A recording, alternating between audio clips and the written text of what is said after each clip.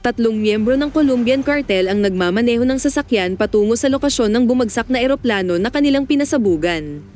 Pagdating doon, ang lalaking may bigote ay inutos sa dalawang kasama na kunin at suriin ang kahoy na kabaong sa eroplano, habang siya naman ay titingnan ng piloto.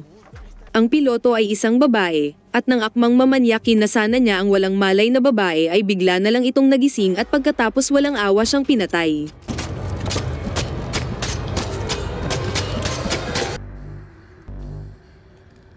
Sinunod niya ang isa pang miyembro ng kartel at kinuha ang baril nito, pagkatapos nagawa niya ring pasukuin ang huling kartel sabay inutusan itong hilain ang kahon palapit sa sasakyan bago niya ito pinatay.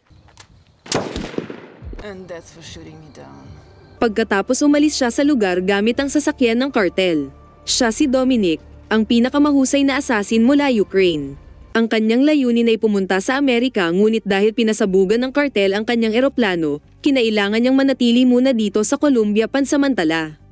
Pumunta siya sa tahimik na lugar para ilibing ang kahon na lumalabas na naglalaman ng mga armas. Pagkatapos pinasabog niya ang sasakyan ng kartel at nagpatuloy sa paglalakad. Kinagabihan, huminto siya sa isang bar. Nilapitan siya ng lalaking nagngangalang Julio, na agad siyang niyaya na makipagkilala sa isa't isa. Tinanong siya ni Julio kung taga saan siya at anong ginagawa niya dito. Sinabi ni Dominic na isa siyang turista at mag-isang nagbabakasyon dito sa lugar. Sa gitna ng kanilang pag-uusap, hiniling ni Dominic kay Julio na tulungan siyang maghanap ng motel na matutuluyan para sa gabi. Ngunit binanggit ni Julio na walang motels o lodging na malapit dito sa lugar, at kahit ang mga ospital ay kailangan pang lakbayin ng 4 na oras. Kaya naman inalok siya ni Julio na pansamantala munang tumuloy sa kanyang bahay at pagkaumagahan ay ihahatid niya siya sa syudad. Walang pagalinlangang tinanggap ni Dominic ang alok at pagdating sa bahay ni Julio, bilang pasasalamat ay pinaubayan nito ang kanyang katawan kay Julio sa buong gabi. Kinaumagahan ng magising na si Dominic, pinakiusapan niya si Julio na ihatid na siya sa syudad. Ngunit biglang nakatanggap si Julio ng tawag mula sa kanyang kasamahan na nag-utos sa kanya na magmadali dahil may kaso na kailangan nilang hawakan. Dito nabunyag na si Julio pala ay isang police officer at pinakiusapan si Dominic na kung maaaring hintayin siya at manatili pa ng sandali dito sa bahay. Pagkaalis ni Julio, malugod na binati si Dominic ng kapatid na babae ni Julio na si Paulina na kasalukuyang buntis. Inanyayahan niya si Dominic sa kanilang pamamahay para mag-almusal kasama ang kanyang 3 anak. Samantala, iniimbestigahan ng mga pulis ang 3 miyembro ng kartel na pinatay ni Dominic. Nagulat si Julio nang mapansin niya na ang isa sa mga bangkay ay ang nakababatang kapatid ng boss ng kartel na talagang makapangyarihan sa kanilang nayon. Dito nabunyag na ang buong nayon ay ganap na kontrolado ng boss ng kartel at maging ang kapulisan ay nasasakupan nito. Agad sinimulan ni Julio ang pag-iimbestiga sa kung sino ang pumatay sa 3 miyembro ng kartel. Kinaumagahan, habang nag-aalmusal si Julio kasama ang pamilya ay bigla namang pagsulpot ni Dominic. Humingi ng paumanhin si Julio kay Dominic na hindi pa daw nito mahahatid siya sa syudad dahil may mahalagang kaso ang kasalukuyan niyang hinahawakan. Pero okay lang ito kay Dominic lalo na't nagustuhan niyang manatili muna sandali dito sa lugar. Tinanong niya kung anong kaso ang hinahawakan niya, at sinagot siya ni Julio patungkol sa kasong murder laban sa 3 miyembro ng kartel, at ang malala ngayon dahil ang isa sa mga napatay ay kapatid ng kartel boss na namumuno dito sa lugar. Nang marinig ito, nagpanggap si Dominic na walang alam at umaasang mabilis na mareresolba ni Julio ang kaso. Pinahayag ni Julio na sa katunayan ay wala siyang pakialam sa kasong ito, iginigiit na nararapat lang daw iyon sa 3 miyembro ng kartel dahil sila ay mga gago na madalas gumawa ng gulo sa lugar. Pero dahil ang kanilang hepe ay kontrolado ng boss ng kartel kaya wala siyang magawa kundi sumunod sa utos at lutasin ang kaso. Sa pananalitang ito, mapaghihinuhan natin na si Julio lang ang natatanging tapat na pulis sa bayan. Makalipas ang ilang sandali, nakatanggap si Julio ng tawag mula sa kanyang superior na humiling sa kanyang magmadaling pumunta sa headquarters dahil natagpuan na daw nila ang mga sospek sa pagpatay sa 3 kartel. Bago umalis, hiniling muli ni Julio kay Dominic na hintayin siya dahil dadalhin niya na ito sa lungsod mamayang hapon pag-uwi niya. Kalaunan habang ipinapasyal ni Paulina si Dominic, napag-usapan nila ang tungkol kay Julio, kung saan isang araw ay nasangkot si Julio at pamilya nito sa isang insidente ng pamamaril na ikinasawi ng kanyang asawa at anak, at tanging si Julio lang ang nakaligtas. Nang maglaon ay napagtanto ni Julio na marahil ang mga responsableng salarin ay mga kapwa niya police officer na pinaniniwalaan niyang mga kaibigan niya rin, Pero wala siyang magawa dahil wala siyang anumang ebidensya. Lumipat ang eksena sa dalawang sospek na pinapahirapan ng kanang kamay ng boss ng kartel na si Mario dahil itinatanggi nilang sila ang salarin. Hindi nagtagal ay dumating ang hepe ng polis na si Santiago at ininteroga sila kung bakit nila pinatay ang 3 miyembro ng kartel.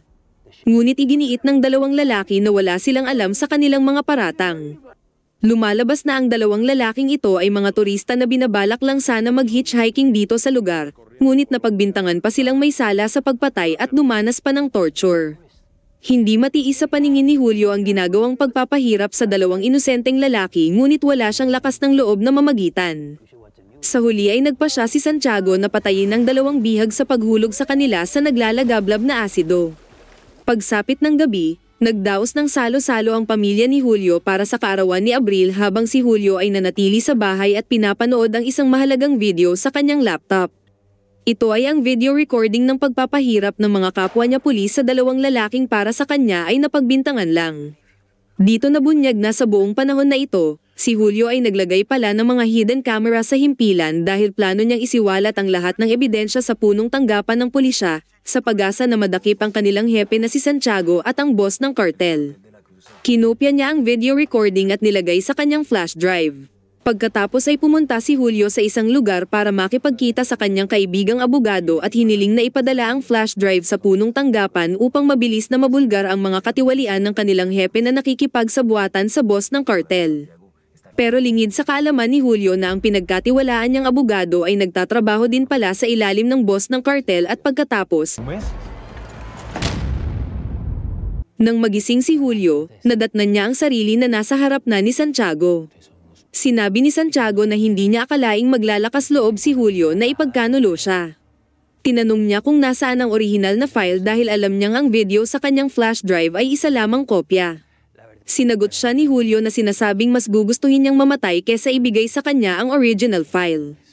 Pagsapit ng umaga, isang nakakagimbal na tanawin ang bumungad sa pamilya nang matuklasan nila ang pugot na ulo ni Julio na isinabit ng mga pulis sa tarangkahan. Nagdalamhati sa sigaw at iyak si Paulina at Abril, habang nakatayo si Mario kasama ang mga pulis na pinapanood sila. Nagulat si Mario nang makita niyang nakatayo ang isang hindi pamilyar na babae sa kanya na walang iba kundi si Dominic. Pinayuhan niya ang 2 bata na pumasok sa loob pati si Abril at Enzo, at pagkatapos walang takot niyang kinumpronta ang mga tiwaling pulis at si Mario. Matapang na kinausap ni Dominic si Mario. At sa sandali ng kanilang pag-uusap ay nakatanggap ng tawag si Mario mula kay Santiago para kumpirmahin kung nakuha na ba nila ang laptop, at nang makumpirma ito ay agad niyang inutos na ubusin lahat ng natitirang pamilya ni Julio. Nang marinig ito ni Dominic, hindi na siya nagpatumpik-tumpik pa at kaagad na gumawa ng aksyon.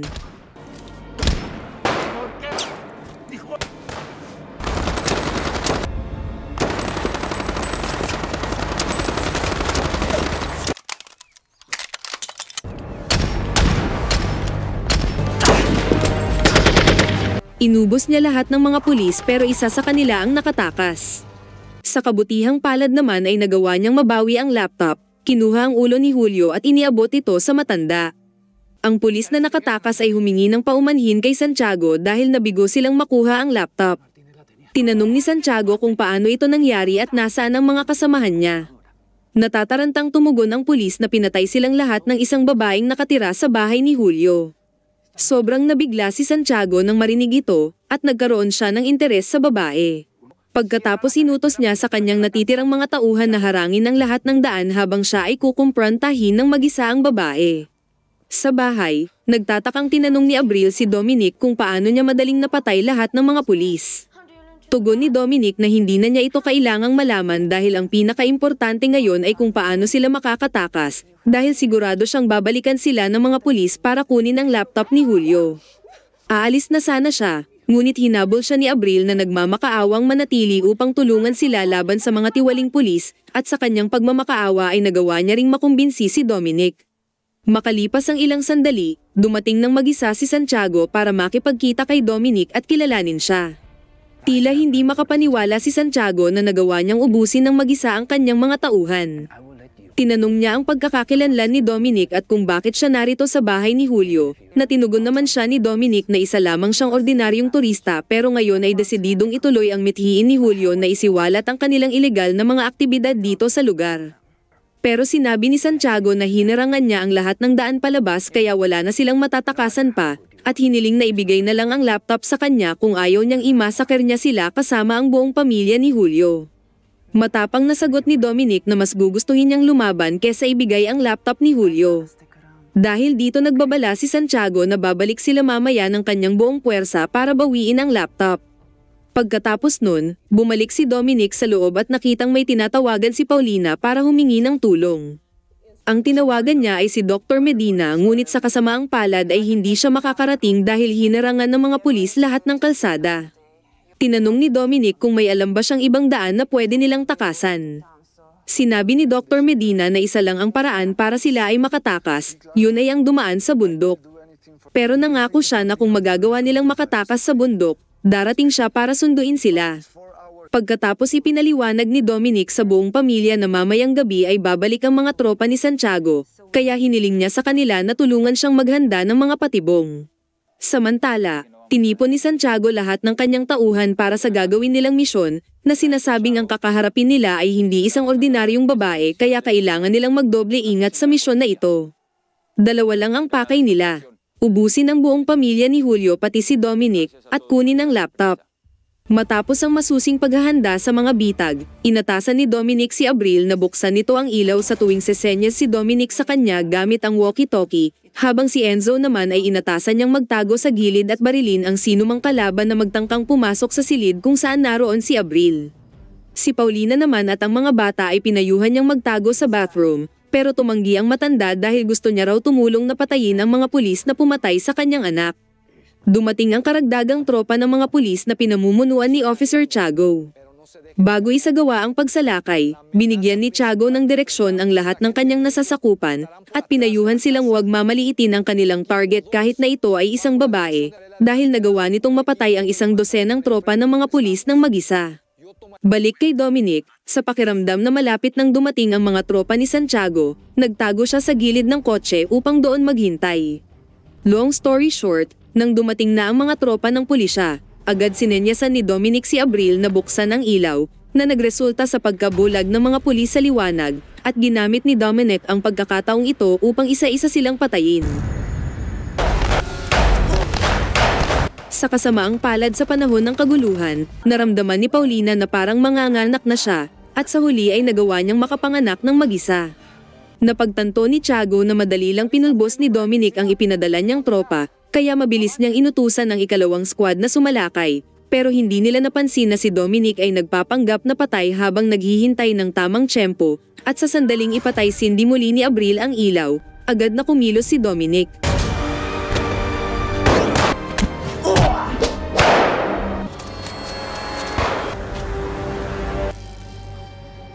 Samantala, napansin ni Enzo ang 2 pulis na papasok na sana sa silid kung saan naroon si Abril kaya agad niya itong pinaulanan ng bala. Dahil dito ang tanging natira na lang ay si Tiago at 3 sa kanyang tauhan. Kinuha niya ang RPG at walang habas na inatake ang bahay.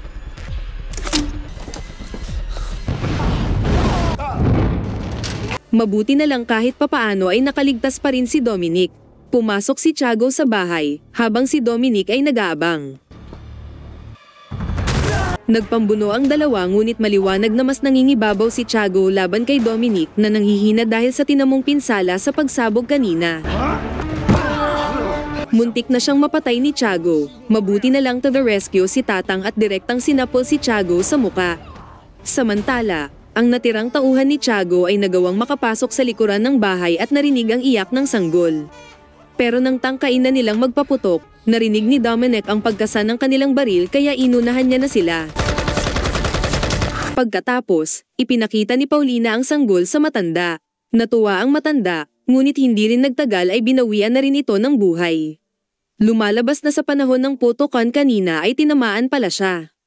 Ang mas malala pa nito ay natagpuan nila si Enzo na napatay din sa bakbakan. Sa puntong ito, hiniling sa kanila ni Dominic na isantabi muna ang kanilang emosyon dahil kailangan na nilang magmadaling tumakas tungo sa burol. Sa kabilang banda, Nagsimulang magpanik si Santiago dahil wala ni isa sa kanyang tauhan ang sumasagot sa walkie-talkie. Makalipas ang ilang oras, pinangunahan ni Dominic si Paulina at mga anak nito na maglakad sa burol. Samantala, pinaligpit ni Santiago ang lahat ng bangkay ng kanyang tauhan sa bahay ni Julio. Ang tanging natira na lang ay ang kanyang 2 tauhan na hindi sumama sa pagsalakay kagabi. Hindi nagtagal, dumating ang cartel boss na lumalabas na isang babae. Hindi niya lubos akalain na ang buong puwersa ni Santiago ay inubos lamang ng isang babae. Sinabi ni Santiago na hindi ordinaryong babae ang kinakaharap nila, pero nangako siyang hahabulin si Dominic, at palagay niya na marahil tumakas sila sa burol, at may ilang mersenaryo na siyang isinugo para tugisin si Dominic. Sa wakas ay nakarating na si Dominic at pamilya ni Julio sa meeting location at hinihintay na lang nila ang pagdating ni Dr. Medina. Sinabi ni Dominic kay Paulina na hindi siya sasama sa kanila dahil babalik siya sa nayon para tugisin si Santiago. Ilang sandali pa ay dumating na si Dr. Medina. Binigay ni Dominic ang kanyang pera kay Paulina bilang kanilang panimula. Ngunit sa sandaling sila ay papasakay na ay bigla namang may bumaril kay Medina sa ulo. Dumating na pala ang mga ipinadalang mersenaryo ni Santiago na dahil dito ay nagkaroon ng palitan ng putok sa pagitan ni Dominic at ng mga mersenaryo. Sa panahon ng bakbakan, lakas loob na pumunta si Abril sa driver's seat upang imaneho ang sasakyan.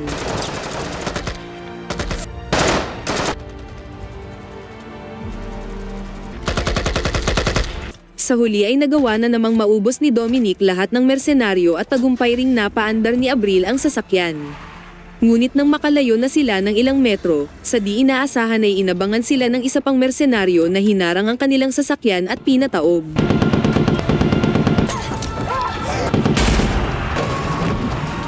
Natatarantang tumakbo si Dominic na walang magawa habang nakikitang pinapaulanan si Abril ng machine gun at sa lalong pagkabigla niya ay pinasabog ng mersenaryo ang sasakyan na ikinamatay ng buong pamilya ni Julio.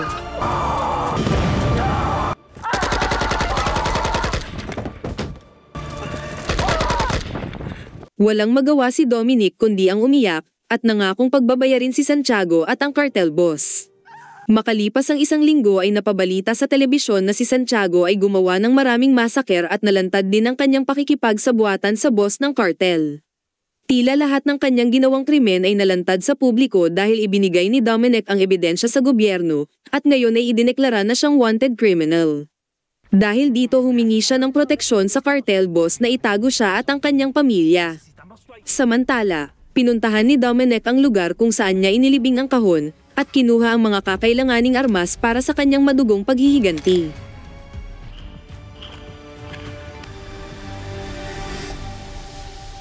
Sa pagtatapos ng pelikula, makikita na lang natin ang cartel boss na nakahandusay ng patay, kasama ang lahat ng mga tauhan nito, at syempre si Santiago ay hindi rin nakaligtas sa bagsik na galit ni Dominic.